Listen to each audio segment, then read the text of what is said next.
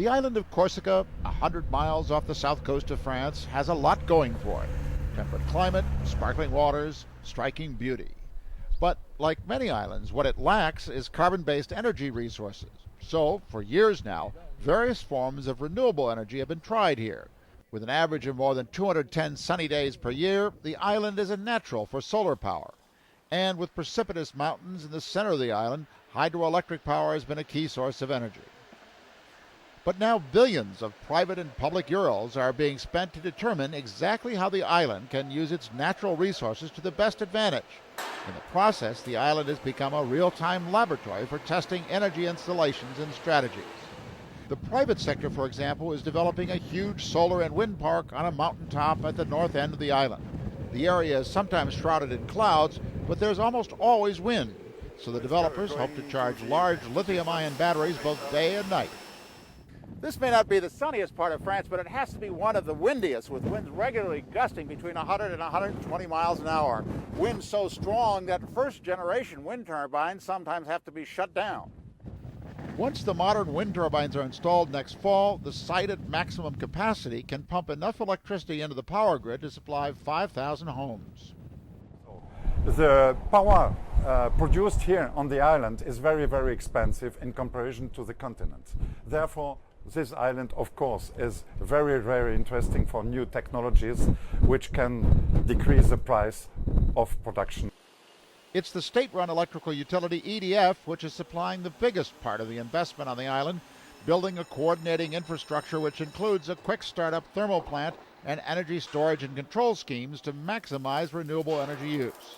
The man in charge has spent much of his career managing electricity on islands, and he believes they're the best proving ground for techniques which can later be expanded across continents. An island is an isolated electrical system, so you work on it on the limits much more than in an interconnected system, and particularly with the renewables, because there is a technical limit to integrate renewables, and here in Corsica, as in other islands, we've already reached it.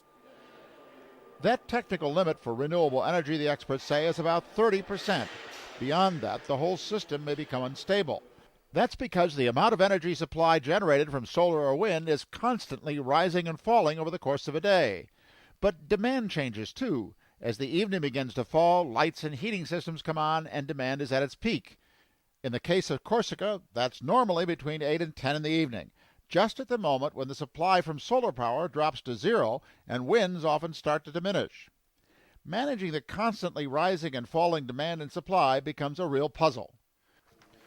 To even out the supply, EDF is spending 340 million euros on huge diesel-powered generators which can come online in a matter of minutes, and 200 million on a major new dam, one of 4 on the island, which will store water that can almost instantly be sent to a generating plant which can supply up to 1/10 of the island's electrical demand.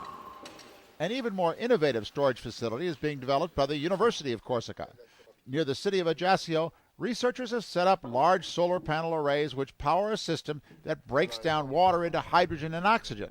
They are stored until needed and then sent to fuel cells to make electricity. The plant can go online in a matter of minutes when demand peaks.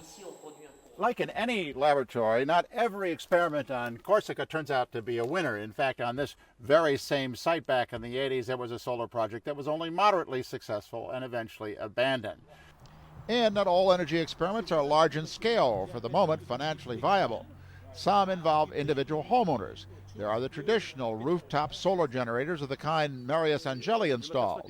Various subsidies will pay for just about half of the installation, and he expects to pay off the rest within 7 years.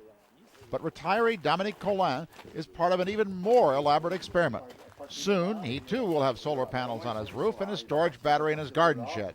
But already, EDF has installed a management system which allows the electric utility to take energy from his solar system, but it also can cut off his consumption by turning off his electric heating for periods of up to 15 minutes. That control over consumption, EDF believes, will allow the company to go beyond the 30% renewable energy limit. And to coordinate both supply and now demand, EDF is building a high-tech control center which will regulate the island's electrical grid. Our mission is to ensure 24 hours per day, in real time, the balance between consumption and production. And one of the main challenges of the operator that you can see is to maximize the contribution to renewable energies to the whole system. So the life-size laboratory on Corsica is giving researchers and operators real experience on how to handle renewable energies in widely varying conditions, making them useful even when the wind doesn't blow or the sun doesn't shine. Jim Bitterman, CNN, Ajaccio, Corsica.